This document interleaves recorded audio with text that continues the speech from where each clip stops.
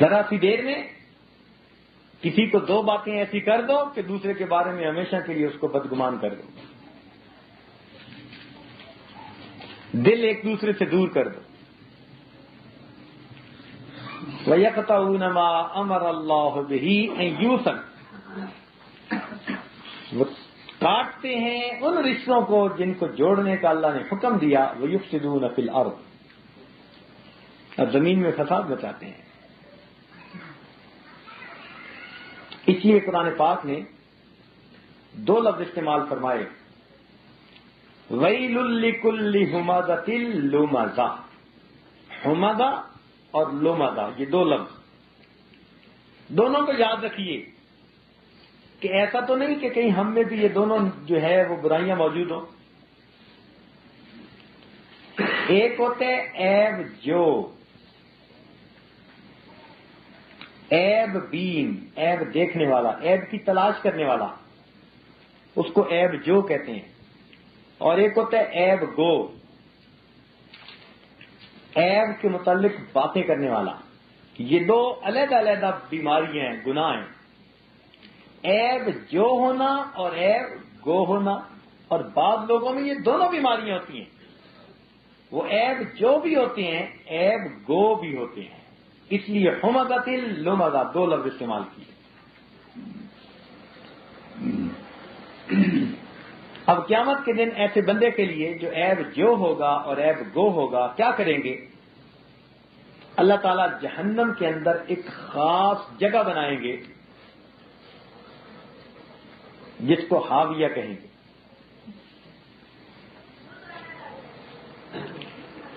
اور اس کے اندر آگ کے ستون ہوں گے۔ اس بندے کو زنجیروں کے ساتھ ان ستونوں سے باندھ دیا جائے گا، اور پھر آگ کے انگارے ہوں گے، اور وہ آگ کے انگارے جیسے شرلی پھینکتے ہیں اور وہ دور جاتی ہے، اس طرح وہ آگ کے انگارے اٹھیں گے اور سب کے سب اس کے دل کے اوپر آ کر لگیں گے۔ یعنی جیسے میزائل مارتے ہیں نا، یوں سمجھیے کہ جہنم کی آگ میں سے آگ کے بنے ہوئے میزائل چلیں گے اور اس کے دل کو نشانہ بنائیں گے۔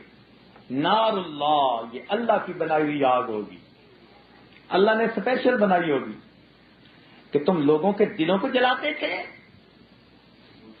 آؤ تمہارا انتظار ہے، یہ آگ بنی اسی لیے ہے، التی تطلع علی الافئدہ، وہ آگ جو انسان کے دلوں کو جلائے گی،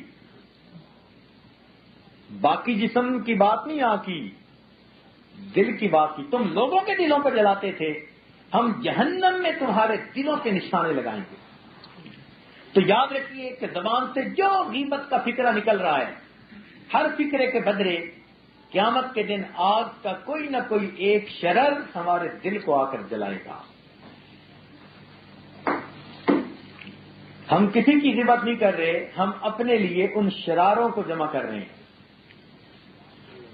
ان انگاروں کو جمع کر رہے ہیں۔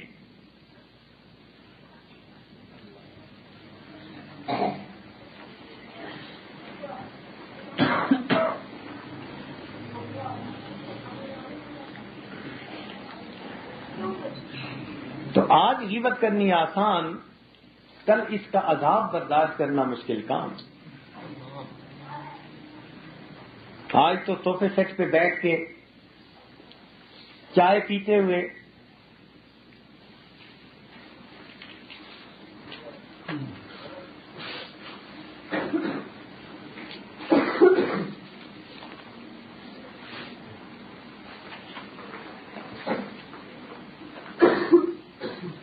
مزہ آتا ہے نا، کومنٹس کسی کے بارے میں دینا۔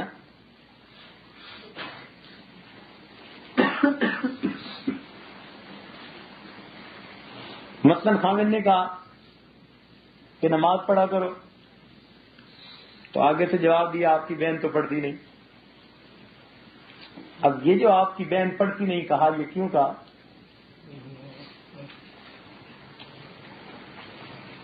اور کئی لوگ تو بیٹھے ہوئے حکومتی جماعت اور دوسری جماعت اس کے تذکرے چھیڑ دیں گے. فلاں شریف نے یہ کہا، فلاں فلاں نے یہ کہا. اتنی غیبت کریں گے کہ پتہ نہیں کتنے بڑے گٹھڑ اپنے سر پہ اٹھائیں گے. نہ واسطہ نہ تعلق، نہ تم حکومت میں نہ تم اس کے مخالف میں. ارے اپنے گھر کی دال روٹی بنانے والی عورت، تو بیٹھ کے جو ایسی بڑی بڑی باتیں کر رہی ہے، فلاں نے یہ کر دیا، فلاں نے یہ کر دیا، سوچ اس کا جواب بھی دینا ہے. اور ایک دن اللہ رب العزت اس کا بدلہ دلوائیں گے. جب پروردگار بدلہ دلوائیں گے تو بنے گا کیا؟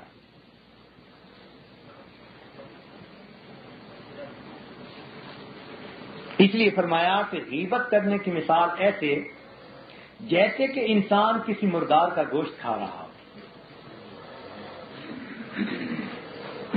مدینہ میں 2 عورتوں نے روزہ رکھا، ایک دوسرے کی باتیں کرتی رہی، بہت روزہ لگا.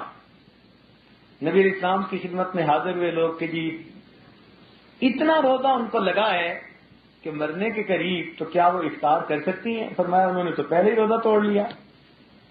انہوں نے پوچھا جی وہ کیسے؟ فرمایا ان کی کلی کرواؤ. یہ معجزہ تھا نبی علیہ السلام کا کہ جب ان کی کلی کروائی تو ان کے منہ سے گوشت کے ٹکڑے نکلے. کہ اللہ کے نبی یہ کیا؟ فرمایا ان یاکل اللحم اخیہ میتا فکرہتموہ. یہ ایسا ہی ہے جیسے کہ بھائی کے مردہ گوشت کو انسان کھائے. اب مردار کا گوشت کھانا آسان ہوتا ہے؟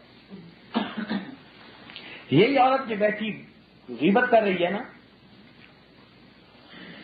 اس کے سامنے کسی مردار کے گلے ہوئے گوشت کو لاؤ اور پھر دیکھو کتنی کراہت کرتی ہے.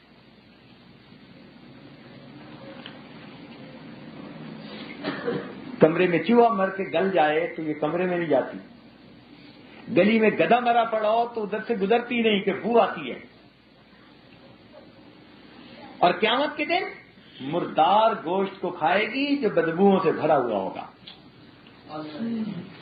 آج ذائقے دار سالن اچھا نہیں لگتا، اور قیامت کے دن کیا؟ مردار کا گوشت چبانا پڑے گا. کھائے گی. پھر نزاکتیں کدھر جائیں گی؟ ایک کلاس میں پڑھنے والی طالبات اور ایک کلاس میں پڑھنے والے طلباء ایک دوسرے کی غیبت. جہاں مل کے رہنے کا موقع ملا وہی غیبت. بھئی کیوں کسی تیسرے کے بارے میں زبان سے بات نکالتے ہو؟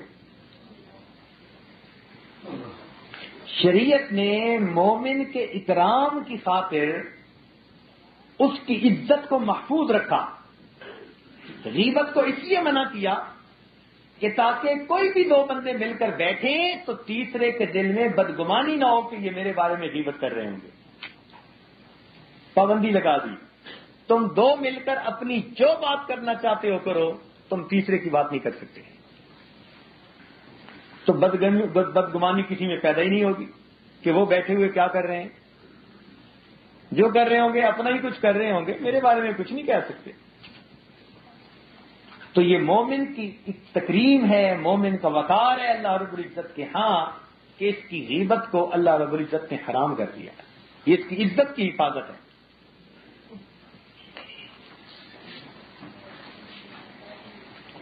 جرأت ہو تو آدمی جس کے اندر غلطی ہے اس کو جا کے خود بتا دے کہ یہ آپ اپنی غلطی کی اصلاح کر لیں. مگر اس کی اجازت نہیں کہ دور بیٹھے انسان کمنٹس پاس کرے اور اپنا وقت گزارے.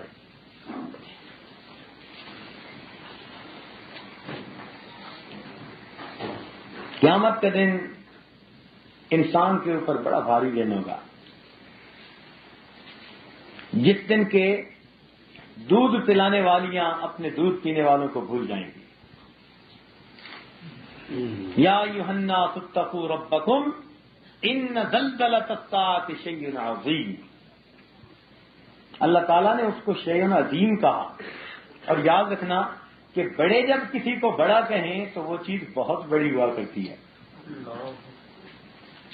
یوم ترونها تذهل كل مرضعة عما ارضعت وتضع كل ذات حمل حملها وترى الناس سكارى وما هم بسكارى ولكن عذاب الله شديد. اس دن ایسی دہشت ہوگی، حمل والی اپنے حمل کو گرا بیٹھیں گی.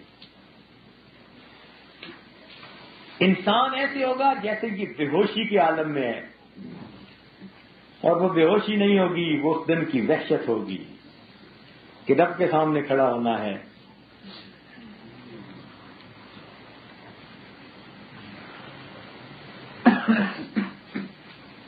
آج ذرا سی بات پہ انسان کانپنے لگ جاتا ہے.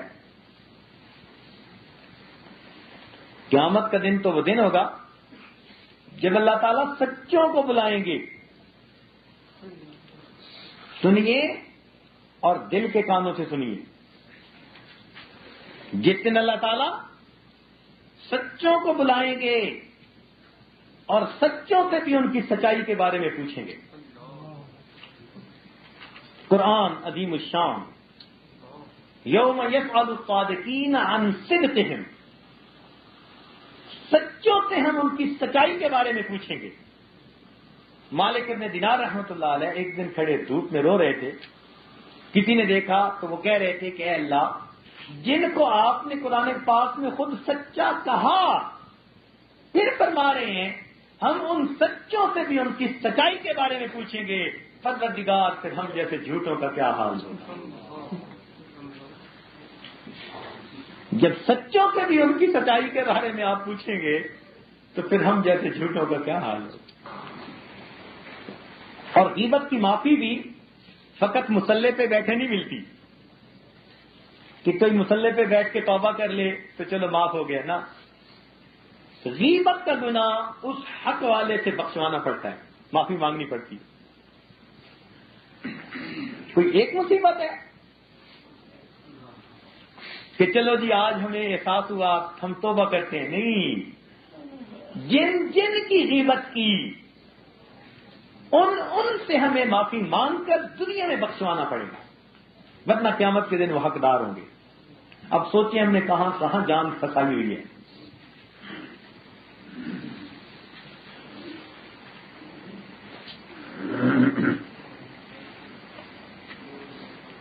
آج گھر کی عورت جا کے معافی مانگ سکتی ہے نواز شریف سے یا فلاں سے یا فلاں سے، اور کتنوں کی غیبت ہوتی ہے. یہ تو ایک نام لیا ایسے ہی سمجھانے کی خاطر. اور حقوق العباد اگر سر کے اوپر ہوں گے تو پھر کیسے قیامت کے دن بخشے جائیں گے. اسی لیے کہا گیا وما ظلمهم اللہ، اللہ نے ان پر ظلم نہیں کیا، ولکن کانوا انفسهم یظلمون، یہ اپنی جانوں پہ خود ظلم کرتے پھرے. اس میں اصول یہ ہے کہ آدمی کسی تیسرے بندے کا تذکرہ ہی کرنا چھوڑ دے. اور اس میں ایک عجیب بات یہ ہے کہ جس طرح غیبت کرنا کبیرہ گناہ، غیبت کا سننا بھی کبیرہ گناہ. اب اگر کرنے والے نہیں تھے تو کئی دفعہ سننے والے بنیں گے، پھر کیا ہوا؟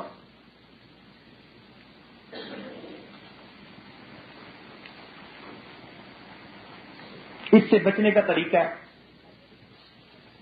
کہ اگر کوئی بندہ ایسی ناپسندیدہ بات کر رہا ہے جو آپ پسند نہیں کرتی تو آپ آرام سے کہہ دیجئے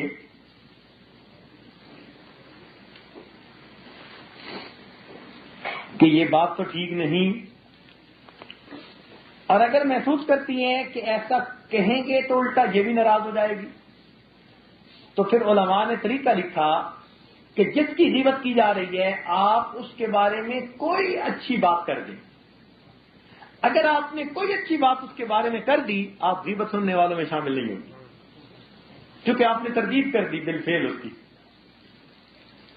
مثلا کسی کی بڑی غیبت کی گئی اور دل آپ کا کہہ رہا ہے کہ باتیں تو یہ سچی کر رہی ہے، آپ جواب میں کہہ دیں جی وہ ہے تو بڑی صحیح، کوئی خوبی بیان کر دیں، ہے تو وہ بڑی سمجھدار. تو آپ نے تعریفی جملہ کہہ دیا تو آپ سننے والوں میں شامل نہیں.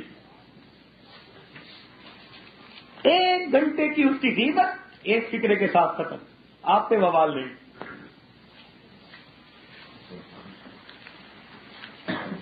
آپ بھی یار ہے تو بڑا سمجھدار، ہے تو بڑا پڑھا لکھا، ویسے تو بڑی ہم نے تو دیکھا بہت نمازیں پڑھتا ہے، بہت اچھا ہے، ملنسار ہے، کوئی نہ کوئی اس کی ایک خوبی ایسی بیان کر دیں تو اس خوبی کے بیان کرنے سے آپ غیبت سننے والوں میں شامل نہیں کی جائیں گی۔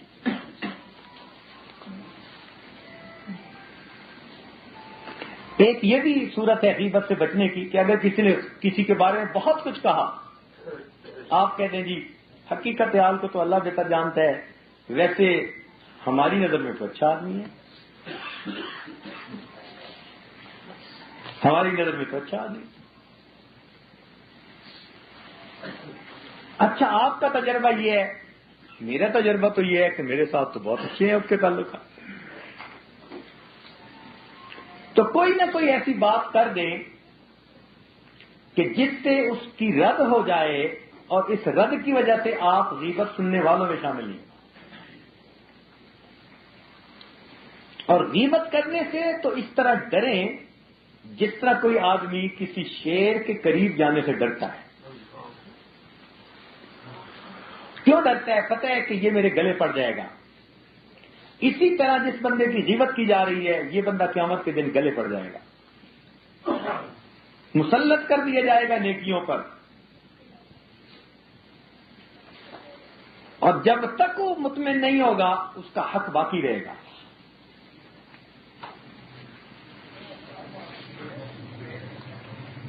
اور یہ ہمارے سلف صالحین کے اخلاق رہے کہ وہ غیبت سے بہت دور رہتے تھے،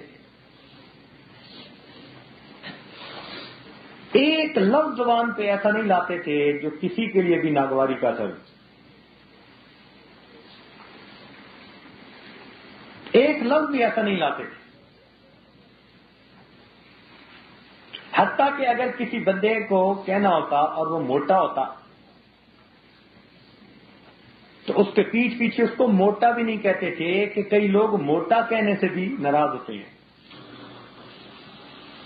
موٹا بھی نہیں کہتے کسی کو، کیا کہتے ہیں؟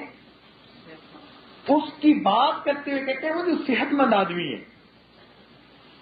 اس لیے کہ صحت مند کا لفظ سن کے ہر بندہ خوش ہوتا ہے۔ اتنی احتیاط گفت و شنید میں کہ موٹے آدمی کو بات کرتے ہوئے موٹا بھی نہیں کہتے کہ برا نہ منائے، اس کو صحت مند کہتے ہیں۔ اور اگر آپ بات کرتے ہوئے کوئی ایسی بات کر گئی جو کسی کی غیبت ہے اور احساس ہوا، اسی وقت اس کی کوئی اچھی بات کہہ دیں، گویا اپنی بات کی خود نفی کر دیں، تو آپ بھی بچ جائیں گی۔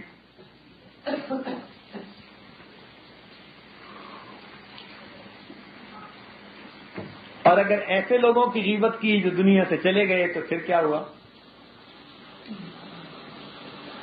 علماء نے اس کا بھی حل لکھا،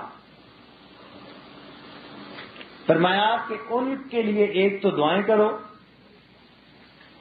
ان کی بخشش کی، مغفرت کی، اور دوسرا ان کی طرف سے کچھ مال کچھ پیسہ اللہ تعالی کے راستے میں خرچ کرو،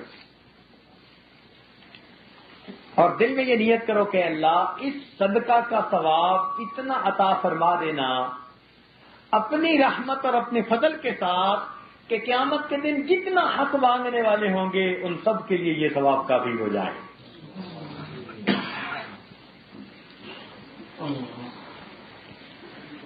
تو کچھ نہ کچھ اللہ تعالیٰ کے راستے میں بھی خرچ کریں، مسجد میں، مدرسے میں، نیک غربا میں، اور اس نیت سے کریں کہ اس کا ثواب اللہ تعالیٰ قیامت کے دن حق والوں کو دلوائے جن کے کہ میں نے حقوق دینے۔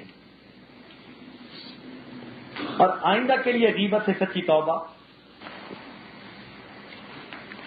تو اگر جن کی غیبت ہو چکی اور اب ان تک پہنچ ہو ہی نہیں سکتی تو پھر اس کا یہی طریقہ ہے۔ مثلا ایک مرد نے عورت کی غیبت کی، ہمسائے کی، اب اس سے معافی بھی نہیں مانگ سکتا، عورت نے مرد کی غیبت کی، وہ اس سے معافی بھی نہیں مانگ سکتی، یا وہ آدمی فوت ہو گیا یا دور چلا گیا یا اگر معافی بھی مانگنا چاہیں تو ہم اب اس کو تلاش بھی نہیں کر سکتے. تو ان سب کا یہی ایک ہی طریقہ کہ ایسے اہل حقوق کے لیے آپ دعائیں مانگیں. نمبر 1، اللہ ان کے درجات کو بڑھائے، تاکہ آپ کی دعاؤں کی وجہ سے اگر اللہ اس کے درجات کو بڑھائیں گے تو قیامت کے دن وہ آپ کو اپنے حقوق معاف کر دیں گے. اور دوسرا یہ کہ ان کی طرف سے نیکی کریں، اچھا خرچ کریں، کوئی نیکی کا کام کریں، تاکہ ان کو قیامت کے دن اللہ رب العزت اپنی رحمت سے اس کا اجر دے دیں اور آپ کی جان چھوٹ جائے. اور غیبت کی معافی مانگنے کا بھی ایک طریقہ ہوتا ہے. مثال کے طور پر آپ نے کسی کی غیبت کی، مثلا بھائی نے بھائی کی غیبت کی مثال کے طور پر. اب اگر یہ جا کر کہے گا جی میں نے آپ کی غیبت کی، تو پہلے سے زیادہ کام خراب ہو جائے گا کہ پہلے تو چلو بول چال تھی، اب تو پھر پکی دشمنی. تو یوں نہیں کہنا ہوتا کہ جی میں نے آپ کی غیبت کی، نہیں، بلکہ جائیں محبت پیار کا تعلق اور معافی یوں مانگیں کہ جی انسان ہے، ایک دوسرے کے اوپر حقوق آتے ہیں، تو اگر آپ کے میرے اوپر کوئی حقوق آتے ہوں تو آپ معاف کر دیں. بس یوں پیار والی بات ہو، تاکہ یہ انسان ہے، ایک دوسرے کے اوپر حقوق ہوتے ہیں، تو اگر آپ کے میرے اوپر حقوق آتے ہیں تو آپ معاف فرما دیں، اور اگر میرے آپ کے اوپر آتے ہیں تو جی میں نے آپ کو معاف کر دیا. تو یہ ایک دوسرے سے ان الفاظ میں معافی مانگ لیں. اگر اس نے کہہ دیا میں نے معاف کیا تو سمجھ لیں کہ بس معاف ہو گیا. اور یہ جن کے قریب انسان رہتے ہیں نا، یہ ان سے معافی مانگنے کی عادت ڈالیں. عام طور پر غیبت بھی انہی کی زیادہ ہوتی ہے.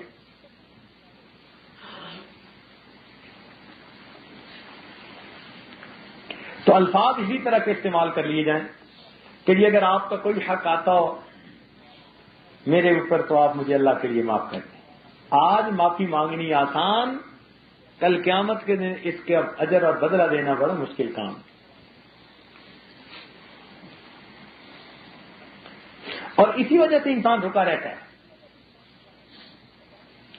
جنید بغدادی رحمۃ اللہ علیہ کی خدمت میں حضرت شبلی رحمۃ اللہ علیہ پہنچے تو انہوں نے 2 سال تو ان سے بور مجاہدہ کروایا. 2 سال کے بعد پوچھا کرتے کیا تھے کہ جی میں نہاون کے علاقے کا گورنر تھا. تو میں اچھا تم نے کئی لوگوں کے حقوق ضائع کیے ہوں گے، کسی کو ناجائز سزا دی ہوگی، کسی کا دل دکھایا ہوگا. ان کا جی، پر میں بیٹھ کے لسٹ بناؤ، بیٹھ کے فہرست بناؤ. اس نے کہا حضرت مجھے تو یاد نہیں. پر میں جاؤ فہرست بناؤ. اب حضرت کی دعا اور توجہ تھی، لہذا انہوں نے بیٹھ کے فہرست بنائی تو کئی دن لگ گئے اور ایک مستقل رجسٹر تیار ہو گیا کہ اپنی یاداشت میں انہوں نے جس جس بندے کی غیبت کی تھی، جس کا مال لیا تھا، جس کو سزا دلوائی تھی، جس کو گالیاں دی تھی، جس کا دل دکھایا تھا.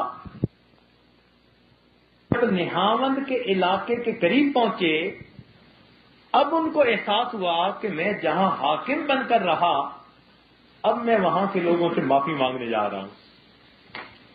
جیسے شہر میں داخل ہوئے چند نوجوان کھڑے تھے، انہوں نے دیکھ لیا، کہنے لگے اور یہ وہی مینٹل کیس ہے جو بادشاہ تھا اور اس نے چھوڑ دی بادشاہت کو.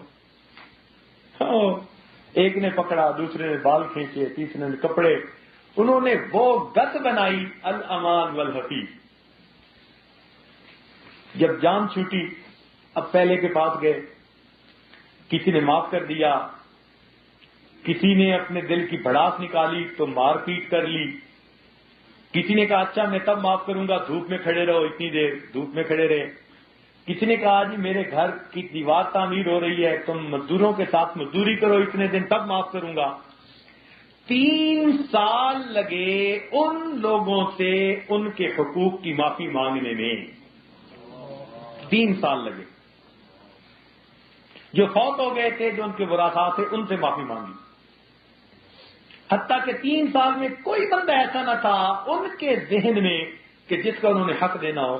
اس کے بعد آئے حضرت جنید بغدادی رحمۃ اللہ علیہ کے پاس تو چند دنوں کی توجہات نے ان کو شبلی رحمۃ اللہ علیہ بنا دیا. اب اگر آج چاہتے ہیں کہ ہمیں بھی یہ نعمت ملے تو بیٹھیں اور اپنی فہرستیں بنائیں.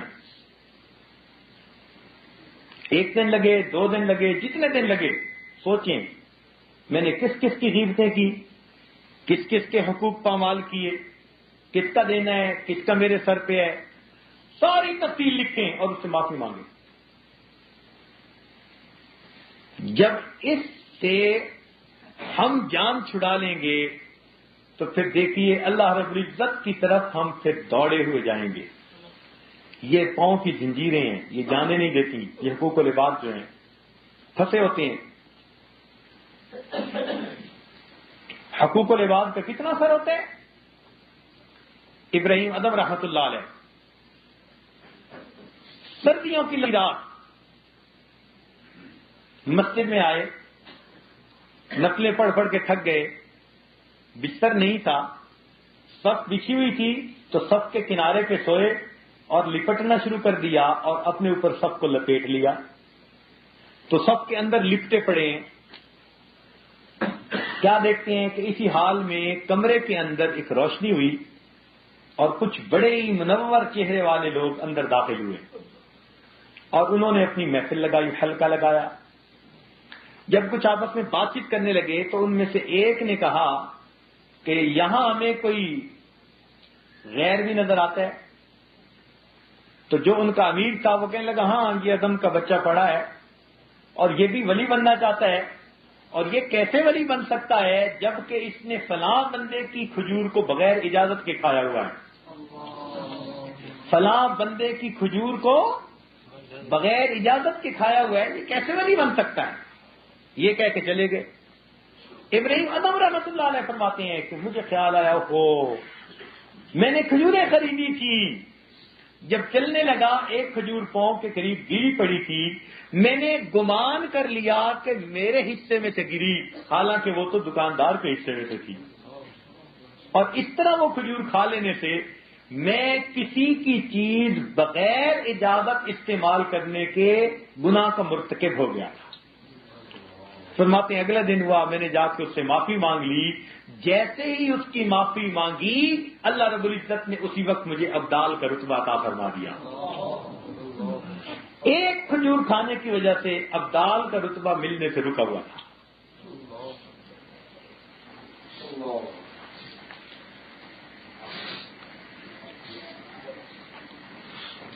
ایک سا فوت ہوئے، کسی نے کہا سنائیے کیا بنا. کہنے لگا میں کیا بتاؤں، ایک کام ایسا جس کو میں معمولی سمجھتا تھا مگر پروردگار نے اس کے اوپر پکڑ کر لی. ان کا وہ کیا؟ کہنے لگا کہ جب میں گھر میں فارغ ہوتا تھا اپنی ضرورت سے بیت الخلاء میں تو باہر نکلتا تھا تو اپنے ہاتھ کو دھونے کے لیے مجھے مٹی کی ضرورت ہوتی تھی. اس زمانے میں صابن نہیں ہوتے تھے تو مٹی سے ہاتھ دھو لیتے تھے. تو کہنے لگے کہ میں ہمسائے کی دیوار کے ساتھ اپنا ہاتھ لگا کر مٹی لیتا تھا اور میں نے اسے اجازت نہیں لی تھی. مجھ سے کہا گیا کہ تو بغیر اجازت ہمسائے کی دیوار سے مٹی کیوں لیتا رہا، ہم تمہارے اس ہاتھ کو عذاب دیں گے. اب میرے ہاتھ کو جہنم کی آگ میں ڈالا جاتا ہے جس کی تکلیف پورے جسم میں محسوس کرتا رہتا. ہاتھ کو دلایا جاتا ہے کہ تم ہمسائے کی دیوار کی مٹی بغیر اجازت کے کیوں لیتے تھے. فقیہ اللہ سمرقندی رحمۃ اللہ سفر میں نکلے تو جتنا ان کا سامان تھا اس سے 4 گنا ان کا سامان ڈھیلے تھے جو مٹی کے بنے ہوئے تھے. تو کسی نے کہا جی اتنا تو آپ کا سامان نہیں جتنا مٹی کے ڈھیلے ہیں، کیا کریں گے؟ فرمایا طہارت کے لیے جو لینے پڑیں گے. میں نہیں چاہتا کہ کسی آدمی کی اجازت کے بغیر اس کے کھیت میں سے مٹی کا ڈھیلا بھی لے لو. حالانکہ فتوے میں اجازت مل جاتی، فتوے میں اجازت مل جاتی مگر تقویٰ اور چیز ہوتی ہے. اتنی احتیاط. اور ہم کیا کرتے ہیں، ہم تھوڑی دیر میں بیٹھ کے پتہ نہیں کدھر سے کدھر کا معاملہ جو ہے کہاں کی بات کدھر پہنچا دیتے. جس کے بارے میں چاہو ہم کمنٹ دینے کے لیے تیار ہیں. ایک ذرا چھیڑیے پھر دیکھیے کیا ہوتا ہے. ایسے لگتا ہے کہ جیسے ہم تیار بیٹھے ہوتے ہیں, زبان کھلی اور بات کرنی شروع کر دی. جیسی کرنی ویسی بھرنی, نہ مانے تو کر کے دیکھ. جیسی کرنی ویسی بھرنی, نہ مانے تو کر کے دیکھ. جنت بھی ہے دوزخ بھی ہے, نہ مانے تو مر کے دیکھ. آج جو کچھ کر رہے ہیں کل اس کا جواب دینا ہوگا. اس لیے فرمایا ولا یغتب بعضکم بعضا, تم میں سے ایک دوسرے کی غیبت نہ کرے.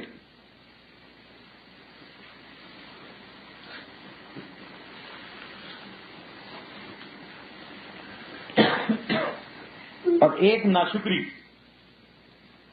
اللہ رب العزت نے جو بھی نعمتیں دی ہوئی ہیں اس کا شکر ادا کریں, اس پہ راضی رہیں. سیدنا موسیٰ علیہ السلام سے ان کی قوم نے پوچھا, اے اللہ کے نبی, ہمیں کیسے پتہ چلے اللہ تعالیٰ ہم سے راضی ہے یا ناراض ہے؟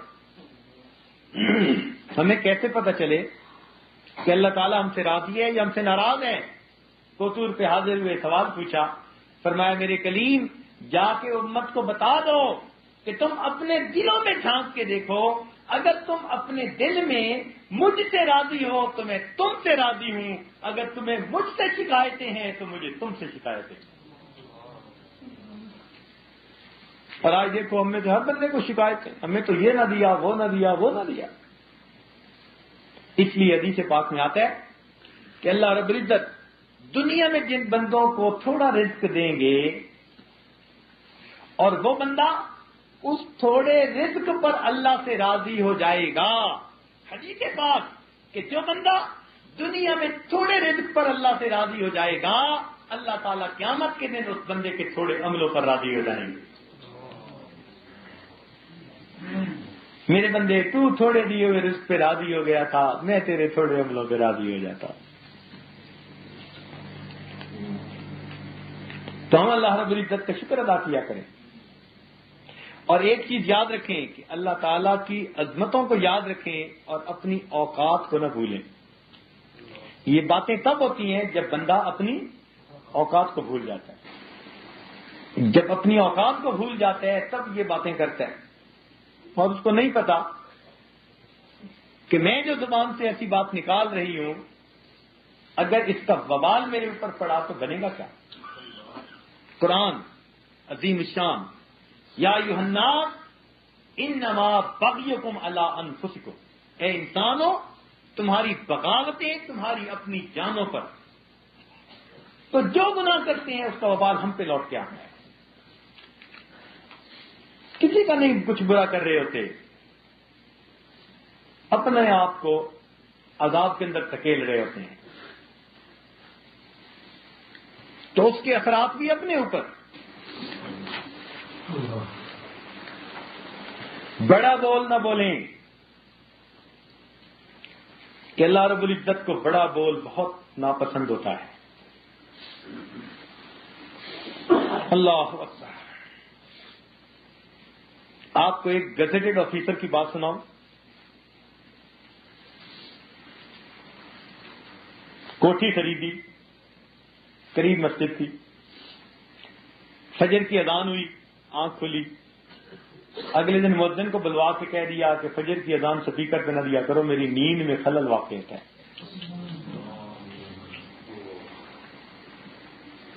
اس نے کہا جی بوڑھے لوگ جن کو گھڑی کا وقت نہیں دیکھنا آتا, گھڑیاں نہیں ہوتی, وہ تو اذان کی آواز سن کے ہی مسجد میں آتے ہیں نماز پڑھنے. آپ بھی جلدی اٹھ جائیں, صبح کی سیر کیا کریں, میرے آگے باتیں بناتے ہیں. خبردار جو تم نے اذان دی. اس نے آ کے پھر اذان دے دی, فجر کی اذان اگلے دن. اب جب اگلے دن اس سے ملاقات ہوئی تو اب اس نے اس کے تھپڑ مارا. کہتے تجھے میں نے کہا نہیں تھا کہ اذان نہیں دینی. اب جب اس نے تھپڑ مارا اللہ رب العزت کے اس کے اوپر عذاب آ گیا. سب سے پہلا کام کیا ہوا کہ دونوں ہاتھوں پہ فالج گرا. دونوں ہاتھوں پہ فالج گرا, ہاتھ سینے سے لگ گئے. دفتر والوں نے چھٹی کروا دی. وہ جو اندھی آمدنی تھی رشوت کی اور پتہ نہیں کیا کیا, وہ ختم. گھر بیٹھ گیا. اب جب گھر بیٹھ گیا تو شاہانہ مزاج تھا, ہر وقت بیوی کے ساتھ جلی کٹی. بیوی بیچاری خدمت کرتی, کھانا کھلاتی, کپڑے بدلواتی, کیا کیا کرتی, اوپر سے گالیاں بھی سنتی. کچھ عرصے کے بعد تنگ آ گئی. اس نے کہا اچھا میں تو اپنے میکے جا رہی ہوں. اس نے بچوں کے لیے میکے. بھائی کو خط لکھا کہ میں اس وقت بے سہارا ہوں, آپ مجھے اپنے پاس لے جائیں. بھائی لینے آیا. اس دوران دوسرا فالج کا اٹیک ہوا اور دونوں ٹانگیں بھی سینے کے ساتھ لگ گئی. اب زندہ لاش, نہ ہاتھ ہلتے ہیں نہ ٹانگیں ہلتی ہیں. بھائی کے گھر پہنچا. اب کون کیسی خدمت کرے؟ نہ کھا سکتا ہے نہ پی سکتا ہے, نہ اس کو اپنی ضروریات کے لیے یہ ہاتھ ہلا سکتا ہے. کون اس کو دھلوائے, کون بچوں کی طرح اس کی نجاست دھوئے, کون کپڑے بدلوائے. بھائی کے بیوی بچے بھی تنگ آ گئے چند دنوں میں کہ جی ہم سے تو نہیں ہوتا یہ کام. پھر ایک دن کسی بات سے یہ بھائی کی بیوی پہ بھی ناراض ہو گیا. کوئی سخت بات کہہ دی, چونکہ زبان قابو میں نہیں تھی نا. تو جب اس کو بھی کوئی گالی دے دی تو بھائی نے کہا کہ بجائے اس کے کہ میرا رشتہ بیوی سے خراب ہو, میاں تو اپنا آپ سنبھال. اب بھائی نے اپنے بیٹوں کے ساتھ مل کر گرمیوں کا موسم غصے میں آ کے اس کو چارپائی سے اٹھائی اور اٹھا کے باہر سڑک کے کنارے جا کے ڈال دی.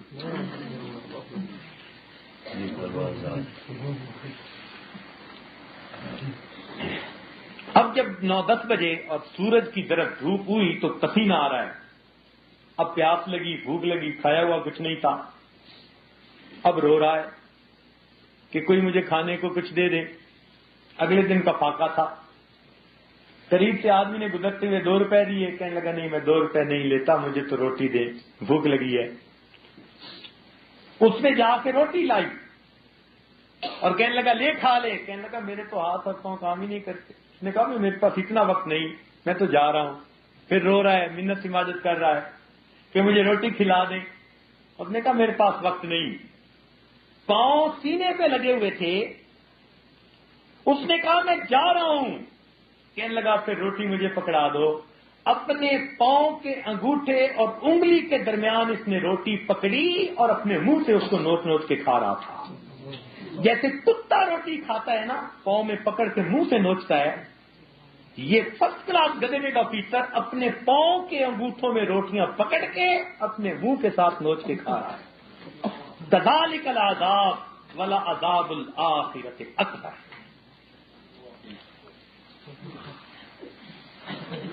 جب انسان اللہ رب العزت کی نعمتوں کی ناشکری کرتا ہے پھر پروردگار اس کا یہ حشر کرتے ہیں.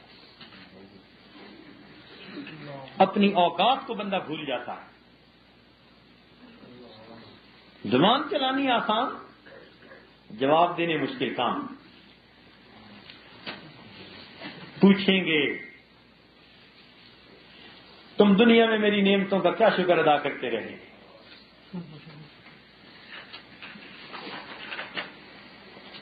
آج وقت ہے صحیح معنوں میں انسان بننے کا, اپنی اوقات کو یاد کرنے کا. جتنی غیبتیں کی ان کی فہرست بنا کر ان سب سے معافی مانگنے کا. اپنے بوجھ کو آج دور کر لیجئے. ایسا نہ ہو کہ یہ چراغ زندگی گل ہو جائے اور ہم حق والوں کے جھرمٹ میں قیامت کے دن پھنسے پڑے.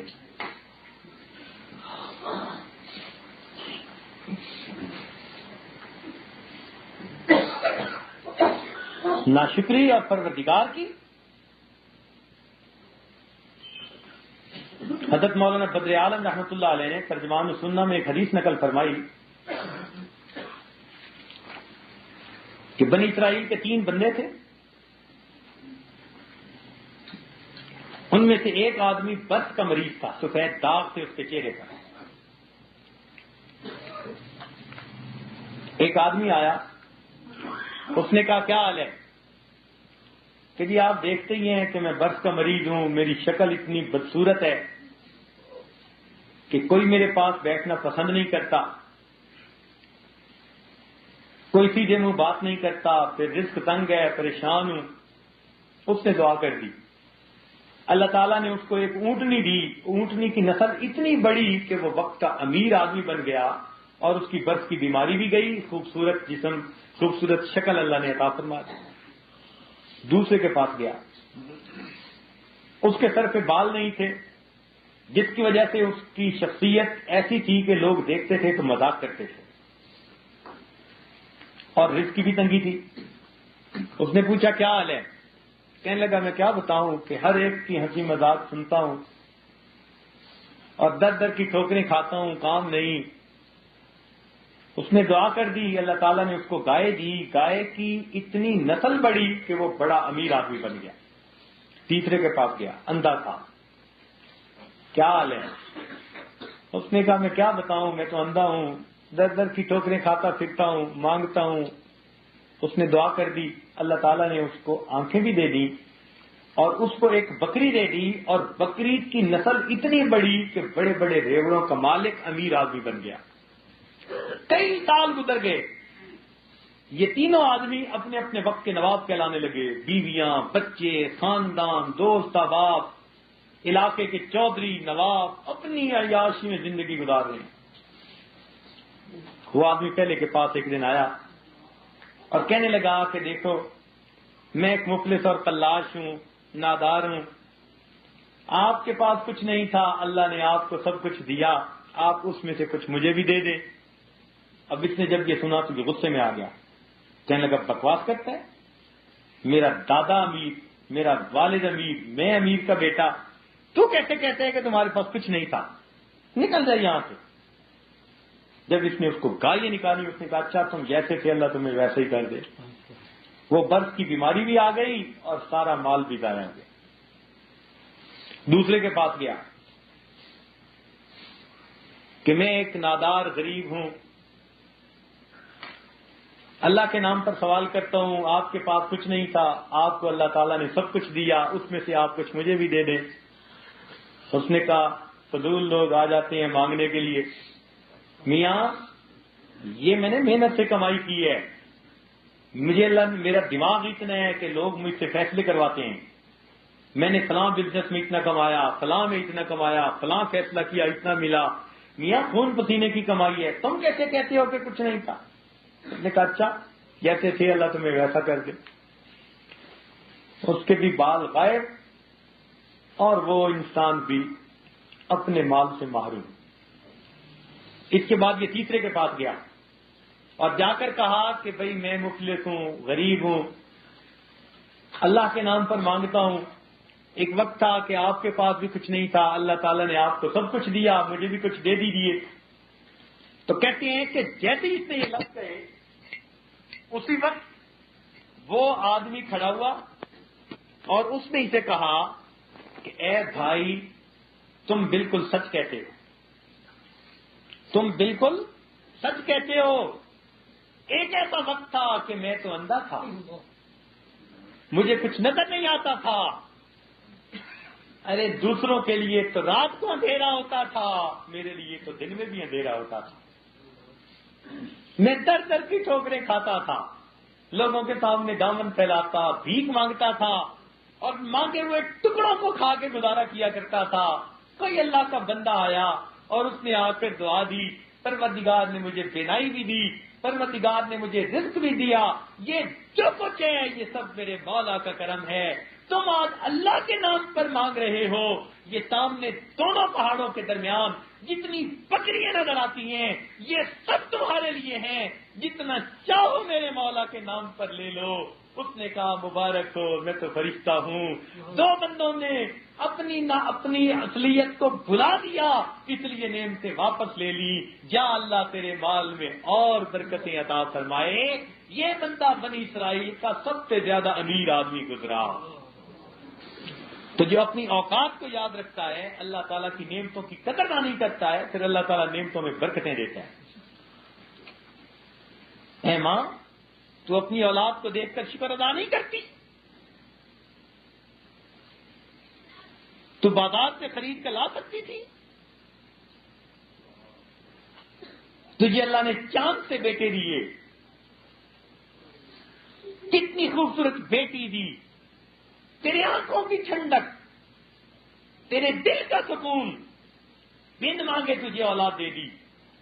ان کو بھی تو دیکھو جن کی اولاد نہیں ہوتی، سب کچھ ہونے کے باوجود ان کی زندگی کے اندر پھر بھی اداسیاں ہوتی ہیں۔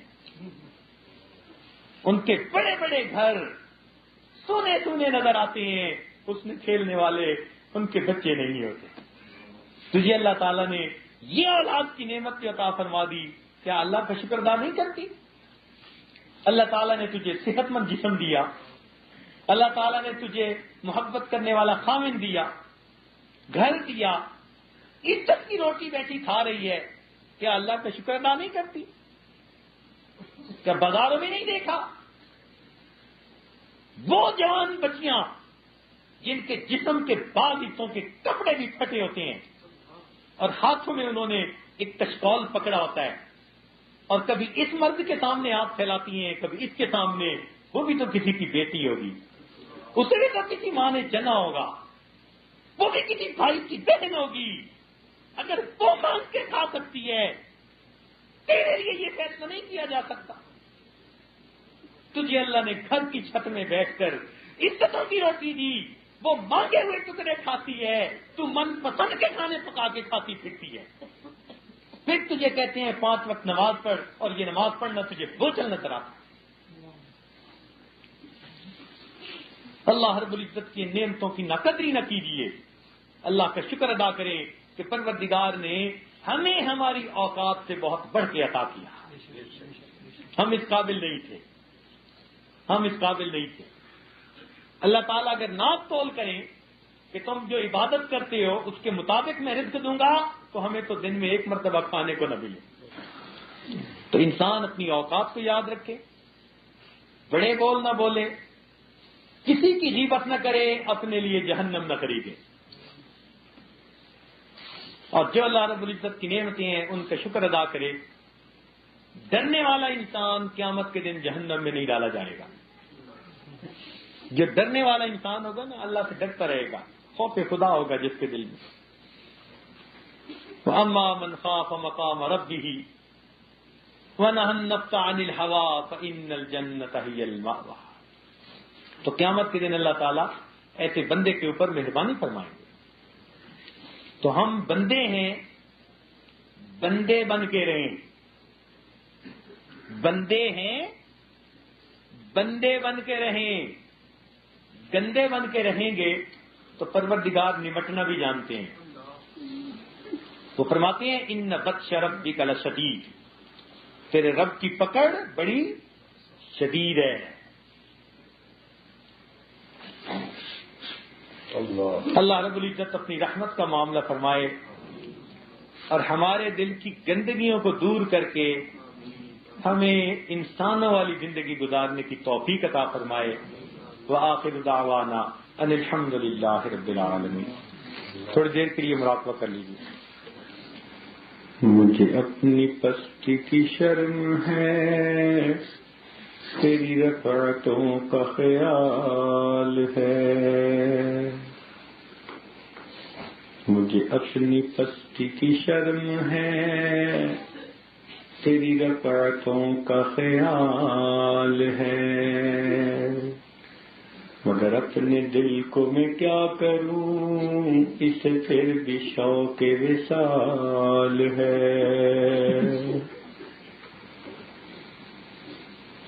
الہی مجھ پہ کرم کر، بڑے عذاب میں ہوں۔ الہی مجھ پہ کرم کر، بڑے عذاب میں ہوں، کہ تیرے سامنے بیٹھا ہوں اور حجاب میں ہوں۔ خدایا مجھ پہ کرم کر بڑے عذاب میں ہوں کہ تیرے سامنے بیٹھا ہوں اور حجاب میں ہوں خدایا مجھ پہ کرم کر بڑے عذاب میں ہوں کہ تیرے سامنے بیٹھا ہوں اور حجاب میں ہوں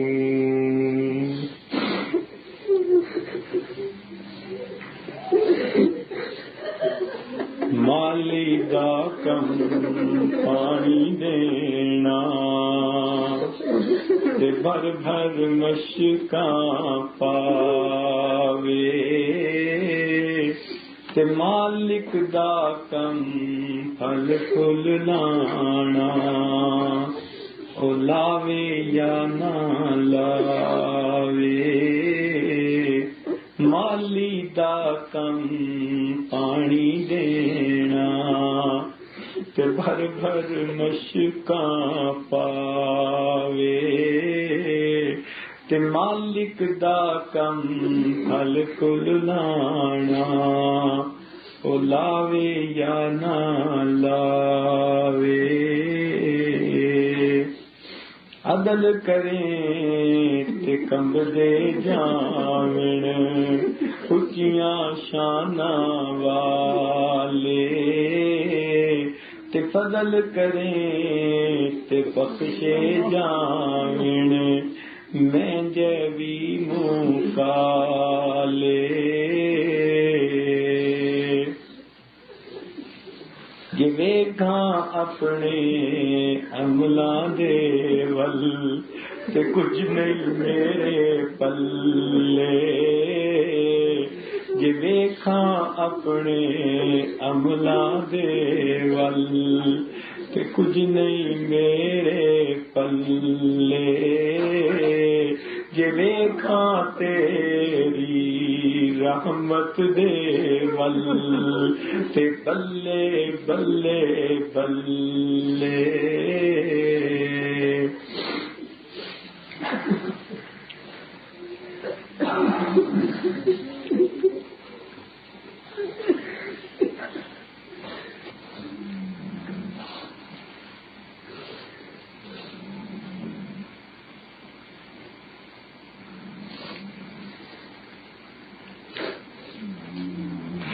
لا إله إلا الله محمد رسول الله ربنا ظلمنا أنفسنا وإن لم تغفر لنا وترحمنا لنكونن من الخاسرين ربنا لا تزغ قلوبنا بعد إذ هديتنا وهب لنا من لدنك رحمة إنك أنت الوهاب رب کریم ہمارے گناہوں کو معاف فرما ہماری خطاؤں سے درگزر فرما عیبوں کی پردہ پوشی فرما میرے مولا ہم نے جتنی غلطیاں کی سب معاف فرما جتنے گناہ کیے سب معاف فرما رب کریم ہمیں تو یاد بھی نہیں کن کن کی غیبت کی اللہ ہمیں تو دھیان بھی نہیں کن کن کے حقوق استعمال کیے ہم نے کہاں کہاں جان پھنسائی کس کس کا بوجھ سر پہ اٹھا کے رکھا میرے مولا ہم نادان تھے اللہ ہم نادان نکلے میرے مولا ہم بے وقوف نکلے اے اللہ ہم دوسروں کے بوجھ اپنے سر پہ جمع کرتے پھرے پاس نیکیوں کا ذخیرہ تو ہے نہیں پروردگار قیامت کے دن ہم کیا کسی کو دیں گے اور اے اللہ ہمیں دنیا میں بھی حق والوں سے بخشوانے کی توفیق عطا فرما اور اس میں ہمیں کامیابی عطا فرما اور اے اللہ قیامت کے دن بھی تو ہمارا وکیل بن جا اللہ قیامت کے دن تو ہمارا کارساز بن جا اور پروردگار ہمیں معافی عطا فرما اے اللہ اپنی معافی عطا فرما اے اللہ جس طرح بچہ کوئی غلطی کر بیٹھے باپ معافی مانگ کے منگوا کے دے دیتا ہے اور بچے کو چھڑا لیتا ہے مولا ہم بھی آپ کے بندے ہیں غلطیاں کر بیٹھے گناہ کر بیٹھے مولا قیامت کے دن چھڑوا لینا اللہ دنیا میں بھائی بھائی کو چھڑوا لیتا ہے دوست دوست کو چھڑوا لیتا ہے اللہ جب قیامت کے دن فتح کھڑے ہوں گے تیری رحمت کا سہارا ہوگا تیرے فضل پر بات موقوف ہوگی. رب کریم ہمیں بچا لینا میرے مولا, ہمیں محفوظ فرما لینا. اللہ قیامت کے دن ہماری عزت رکھ لینا, اور پیار اللہ قیامت کے دن ہمیں قیامت کے دن سرخرو فرما دینا. اور رب کریم بقیہ زندگی کو نیکوکارے پر گزارنے کی توفیق عطا فرما. اے اللہ بقیہ زندگی کو غفلت سے محفوظ فرما اور نیکی سے گزارنے کی توفیق عطا فرما. اے اللہ جو حقوق ہمارے اوپر آتے ہیں پروردگار ہمارے ان حقوق کو اے اللہ ہمیں معافی مانگنے کی توفیق عطا فرما, اور آپ ہمارے لیے اس کام کو کرنا آسان فرما, اور جو رہ جائے اللہ اپنی رحمت کے اہل حقوق کو عطا فرما, اور اس سے ہماری جان چھڑا, ہماری گلو خلاصی کروا. پروردگار عالم آئندہ توبہ ہماری گناہوں سے غیبت سے محفوظ فرما, چغلی سے محفوظ فرما, ناشکری سے محفوظ فرما, بڑا بولنے سے محفوظ فرما, عجب سے محفوظ فرما. پروردگار عالم میں صحیح معنوں میں انسان بن کر رہنے کی توفیق عطا فرما. اے اللہ بندہ بن کر زندگی گزارنے کی توفیق عطا فرما.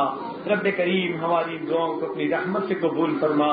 اے اللہ یہ آپ کے بندے اور آپ کی بندیاں دور دور سے چل کے آئے ہیں مولا, تیری خاطر سارا دن نیچے چٹائیوں پر بیٹھتے ہیں اللہ, دامن پھیلاتے ہیں.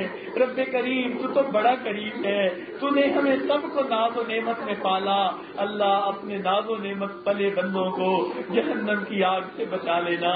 مولا رحمت فرما دینا, اللہ کرم فرما دینا, میرے مولا کرم فرما دینا. اللہ ہمارے گناہوں کو معاف فرما دینا, قیامت کے دن کی رسوائی کو محفوظ فرما لینا. اے اللہ ہم میں سے کوئی بھی اس قابل نہیں اپنے آپ کو آپ کے سامنے پیش کر سکے. ہم سب کا معاملہ آپ کے فضل سے موقوف ہے. اللہ ہمارے پاس کوئی عمل نہیں, ہمارے پاس تو آپ کے فضل کا سہارا ہے.